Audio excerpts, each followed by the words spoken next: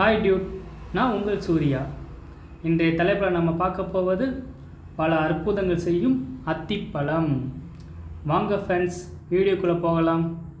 அத்திப்பழத்தில் இருக்கும் அதிக நார்ச்சத்து நமது உடலிற்கு ஏராளமான நன்மைகள் கிடைக்கின்றன. அத்திப்பழம் தொடர்ந்து 41 நாட்கள் சாப்பிட்டு வந்தால் ஆண்மை குறைபாடு நீங்கி ஆண்மை பெருகும். தொடர்ந்து அத்திப்பழம் சாப்பிட்டு வந்தால் மலச்சிக்கல் குணமாகும். அத்திப்பழம் இரத்த உற்பத்தியை அதிகரிக்கும் திறன் கொண்டது. இதய ஆரோக்கியம் மற்றும் உடலில் இரத்தத்தின் அளவு அதிகரிக்க அத்திப்பழத்தில் பால் சேர்த்து குடித்து வந்தால் இரத்த சோகை நீங்கும். தாய்மை அடைய நினைக்கும் பெண்களுக்கு உகந்த தோழியாக இந்த அத்திப்பழம் உதவுகிறது. அத்திப்பழம் வயிறு மற்றும் செரிமான பிரச்சனைக்கு சிறப்பான உணவுப் பொருள். மலச்சிக்கலை குணமாக்க இரவில் அத்திப்பழம் சாப்பிடுவது மிக நன்று.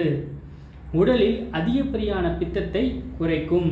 அத்திப்பழத்தில் தேன் கலந்து சாப்பிட்டு வந்தால் கல்லீரல், மண்ணீரல் போன்ற ஜீரண உறுப்புகளின் இயக்கத்திற்கு நல்லது. ஓகே ஃப்ரெண்ட்ஸ், இந்த வீடியோ உங்களுக்கு பயனுள்ளதாக இருக்கும் என நம்புகிறேன்.